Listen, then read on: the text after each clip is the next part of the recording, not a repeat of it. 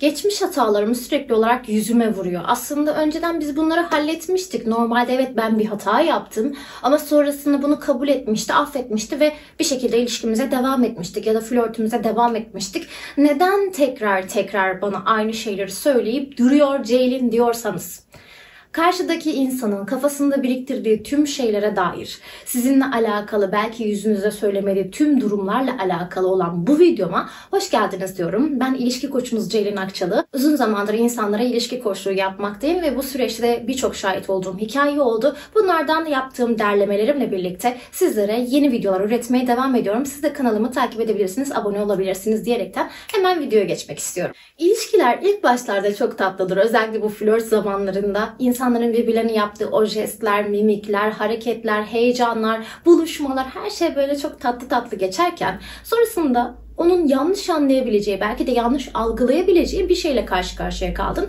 ve sonrasında ona özür dilemek mecburiyetinde kaldın ve kendini açıklayamıyorsun. İlk başta bayağı bir kemküm ediyor, bayağı bir sızlanıyor. Sonrasında seni bir şekilde affediyor, kendini affettirebiliyorsun ve seninle yoluna devam ediyor. Sonra aradan birazcık daha zaman geçiyor ve yine benzer bir muhabbetten, kafasında soru işareti olduğundan dolayı ufak tefek şeyleri bile kafasında büyütmeye başlıyor ve tekrar sana geliyor ve bunların hata olduğunu, neden böyle yaptığına dair sorgulamalara devam ediyor.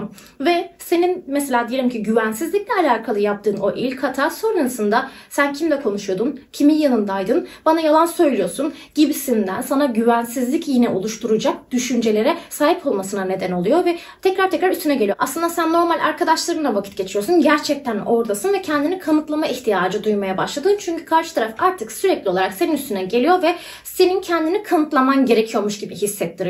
Bu yüzden de bu durum seni yormaya başladı. Yine güvensizlik olmasa da başka bir mevzudan dolayı olabilir. Mesela bir sözle alakalı, saygıyla alakalı bir şeyden kaynaklanıyor olabilir. Sen ona çok ters bir şey söylemişsindir ve o sözü kafasında büyüttüğünden dolayı o sözlere benzer herhangi bir şey söylediğinde yeniden üstüne gelecek. Sen bana zaten bunu söylemiştin. Sen yine bana benzer şeylerle geliyorsun. Nedir bu? Sen ne yaşıyorsun? Ne anlatmaya çalışıyorsun bana? İşte sen beni sevmiyorsun galiba. Ne alaka bunlar falan gibisinden yine üstüne gelmeye devam ettiği için bu sefer ne yapacaksın? Sen sözlerine dikkat etmeye çalışacaksın. Böylelikle yine kendini yoruyor olacaksın. Fakat yine de bir noktada olay tekrardan patlıyor ve tekrardan sana benzer şeyi yaptığını, aynı hatayı yaptığını ve neden bunu yaptığını diye sorgulamaya başlıyor. Belki sonra yine seni affediyor ama bu hata çözülmüş olmuyor ve tekrar aynı durumu yaşıyor olabilirsin. Bu sadece saygı ve güvenle alakalı değil, sevgiyle alakalı da olabilir. Karşı tarafı ona sevmediğine dair hissettireceğin herhangi bir durum onun gözünde çok büyüyebilir.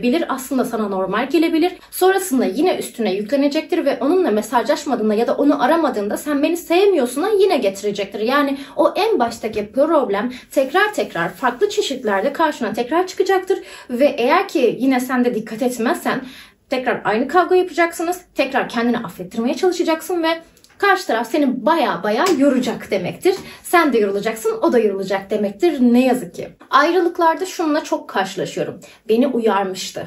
Bana söylemişti ama ben onu çok dinlemedim. Ben o olayı çözdüğümüzü zannettim. Mesela 4 senelik ilişki 2 sene öncesinde oluşmuş bir muhabbet ve karşı taraf herhangi bir kavgada tekrar bu muhabbeti öne çıkartıyor.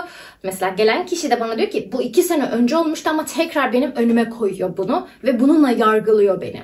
Şimdi arkadaşlarım, canlarım, ciğerlerim, eğer karşınızdaki insan benzer sebepten defalarca kez tartışma çıkartıyorsa, defalarca kez siz o kavgaya giriyorsanız ve sürekli olarak kendini affettirmeye çalışıyorsan, böyle bir sıkışıklık içerisindeysen karşı tarafla alakalı ciddi çözmen gereken bir problem var demektir. Çünkü bu problemi çözmezsen büyük ihtimalle ayrılacaksınız. Bu 5 senelik ilişkide de aynı, 3 aylık ilişkide de aynı, fark etmiyor. Yani bir problem var ve bu çözülmeli.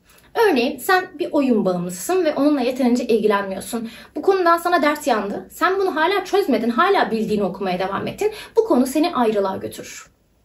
Evet, yanlış duymadınız.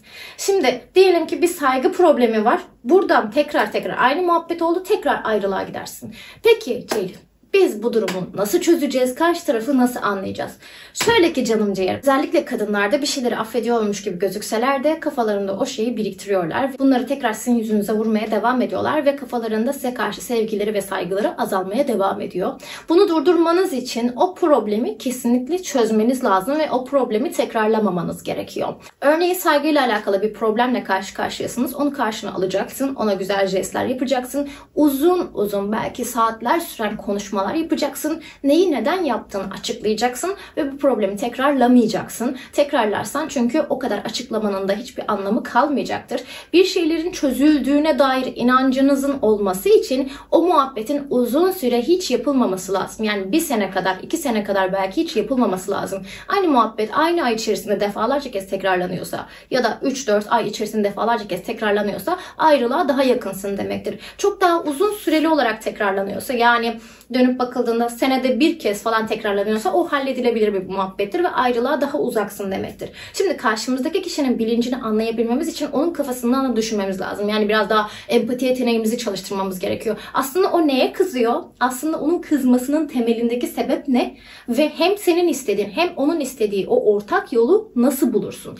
Kadınlar genel olarak netleşmeye odaklıdır. Yani karşısındaki insan ona net konuşacak ve arkasında duracak bu sözün. Erkekler de aynı şekilde netleşme odaklı olsalar da tabii kadınlara kıyasla daha az seviyededir.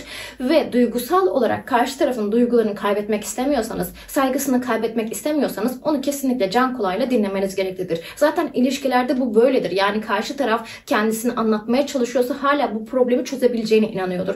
Yani dönüp seninle o hatana rağmen devam ettiğinde senin bu problemi çözeceğine dair inancından dolayı devam ediyordur. Eğer sen hala aynı hataları tekrarlarsan, tekrardan aynı şeyleri onun önüne getirirsen ve bunu çözmeye çalışmazsan karşı tarafın inancı bu ilişkiye dair gitgide yok olacaktır. O yüzden ne yapmamız lazım? Problem aşıldı, tamam güzel geçti, toparladık diye o problem komple çözüldü manasına gelmiyor. O problemi tekrarlamamak için benim artı bir çaba sarf etmem gerekiyor diye düşünmeniz gerekiyor. Bu sizi kimi zaman yorabilir ama ilişkiniz tam bir düzene oturduğunda bir süre sonrasında sizi o kadar yormayacaktır. Çünkü karşı taraf da sizin düşünce yapınızdan anlayacaktır. Siz de onun düşünce yapısından anlayacaksınızdır. Yani iki kişi zaten bir aradaysa kendi istekleriyle, kendi duygularıyla bir aradalar. Ve karşı tarafın duygularını azaltacak herhangi bir harekette bulunmanız sonrasında karşılaşacağınız büyük problemlere neden olacaktır. Yani şöyle düşünün, gelecekten gelmişim gibi.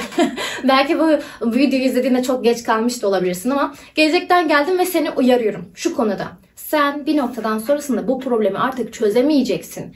Hala o seninle birlikteyse, hala ilişkinin içindeyse sen bu problemi çözmeye dair hala bir fırsatın vardı. Bu fırsatı doğru şekilde değerlendirmen lazım. Bu problemleri en hızlı şekilde çözmen lazım. İlişkide bir şeyler kaosa doğru gidiyorsa, tartışmaya doğru gidiyorsa biraz burnunun dikine gitmekten vazgeçip orta yolu bulan çözücü taraf olman gereklidir. Çünkü iki tarafın da inat olduğu durumlarda birinin inadı illaki bir baskın gelir ama sonuç yine ayrılık olacaktır. O yüzden ilişkide bazı şeylerden fedakarlık etmemiz gerektiğinin farkına varmalıyız ve buna göre hareket etmeliyiz. Eğer ki karşı taraf çok aşırı inatçıysa ve sen de onu çok seviyorsan o zaman kimi zaman senin de alttan alman lazım. O inadını kırman lazım ve ona da bunu söylemen lazım. Bak benim inadım inat. Senin de inadın inat. Ama bak ben bazı şeyleri alttan alabiliyorsam senin de alman lazım. Ben bazı şeylere yükselebiliyorsam senin de bazen sessiz olman lazım. Yani uyum sağlaman lazım. Sen de bana yükselebilirsin. İlişkide kavgalar illaki olacak. Mükemmel ilişki diye bir şey yok. Mükemmel uyum diye bir şey var. Ve o uyumu yakalayamadığınız sürece sağlıklı bir ilişki yürütmeniz pek mümkün olmayacaktır arkadaşlar. Bu yüzden sonrasında bana gelen danışanlarım gibi olmamak için keşke halledebilseydim, keşke çözebilseydim, keşke onun dediklerini birazcık daha uygulasaydım. O zaman beni sevmeyi bırakmazdı diyen olmamak için sizin şu anda ilişkinize sıkı sıkı sahip çıkmanız gereklidir. Karşı tarafa sevginizi ne kadar yüksek belli ederseniz, ne kadar ona kıymet veriyormuşsunuz gibi hissettirirseniz ilişkiniz süre gelirken o zaman o kadar zor olacaktır ayrılığınız. Ben hep şunu söylerim. Bir ilişkiyi en çok güçlendiren şey o kişiyle yaşadığımız güzel anılardır. Yani her ne kadar probleminiz olsa da, her ne kadar sıkıntınız, tartışmanız, kavganız olsa da, problemler biraz aşılmış gibi gözükse de onunla daha fazla iyi an geçirmeye odaklanın. Kafanızda bir sürü sıkıntı olabilir. Maddi sebepler, ailevi sebepler, o sebepler, bu sebepler. Onu birazcık daha her şeyden uzaklaşma alanı olarak görün ve onunla geçirdiğiniz alanlara lütfen iş problemlerinizi, aile problemlerinizi aşırı yoğunluklu şekilde getirmeyin. Tabii ki de bir şeyleri dertleşeceksiniz ama en önemli olan şey bu ilişkide karşı tarafta yaşadığınız o güzel anlardır. Çünkü o güzel anılar dolayısıyla sizden yarın bir gün ayrılamaz. Eğer ki bu problemler sürekli devam ediyorsa ve sen sürekli kendini tedirgin hissediyorsan dahi senin sevgine olan inancı çok daha yükseğe çıkarsa şimdikine kıyasla o zaman senden ayrılması çok daha zor olacaktır ve iki tarafta bu problemleri çözüm yoluna kavuşturacaktır. Sadece şunu anlamanızı istiyorum. Karşı tarafı dinlemekten vazgeçmeyin. İletişim problemleri oluşturmasına izin vermeyin. Evliliklerde dahi bu sebepten biten evlilikler söz konusudur. Yani iletişim kopukluğu aslında en önemli sıkıntıdır. Onun kafasından anlamak, onun düşünce yapısından anlamaya çalışmak için birazcık daha onu dinlemeye odaklanın. Onun dertlerinin daha çok üstüne gidin ve onun da kafasını dağıtmak için kendinizden fedakar olduğunuz şeyleri de göstererek onunla daha çok güzel zaman geçirin ve bu problemlerin de üstesinden böylelikle gelebilirsiniz. Fakat ben neyle karşılaşıyorum? Bir problem tekrarlanıyor. Karşı tarafın zaten duyguları, sevgisi azalıyor haliyle. Ve çözmeye de çalışmıyor o kadar. Ve bu problemleri çözdüğünü zannediyor kişi. Ve onunla çok güzel vakitler de geçirmiyor. Haliyle karşı taraf ne oluyor? Gitgide uzaklaşıyor. Gitgide yok oluyor hayatından. Ve soğumaya başlıyor. İlişkisine devam ediyor ama soğuyor. Soğuduktan sonrasında artık sen onun için iyi anlar geçirmişsin. Sen artık elinde çiçeklerle gitmişsin ya da onun için çok büyük jestler yapmışsın. Hiçbir anlamı olmuyor. O yüzden ilişkide zamanlama çok önemlidir. Umarım bu video doğru zamanda karşına çıkmıştır. Çünkü bu şekilde ilişkini kurtarabilirsin. Çok da güzel bir ilişki yaşayabilirsin diyerekten bir sonraki videomda görüşmek üzere diyorum. Yeni bir seri oluşturdum. Tanışmadan ciddi ilişkiye kadar giden süreci 12 videoluk seride anlattım. Bunu yarın bir gün Shopify'da satışa sunuyor olacağım. Bir de bunun yanında bu kanalın Pırlanta üyeleri izleyebiliyor olacak. İlk 2 video zaten yayınlandı ve oradan izleyebilecekler Pırlanta üyeler. İlk videoyu tanıtım amaçlı bronz ve üstündeki bütün üyeler için açtım. Sonraki videoları izlemek için Pırlanta üye olmanız gerekecektir. Kendinize çok iyi bakın. Bir haberim daha var. Podcast serisine de başladım. Spotify ve Apple Podcast'te Günden Güne Uyanış serisiyle her sabah sizi günaydınlayan ve hayatınızda bazı değişikliklere neden olacak, bakış açınızı bazı noktalarda çok değiştirecek bir seri olacak Günden Güne Uyanış. Onu da yine aşağıdaki linkten ulaşabilirsiniz. Eğer benden özel ilişki koçu ya da yaşam koçu almak isterseniz yine aşağıdaki linkte kafreri.com'dan randevu oluşturmanız mümkün diyerekten kendinize çok iyi bakın diyorum. Abone olmayı unutmayın. Bay bay.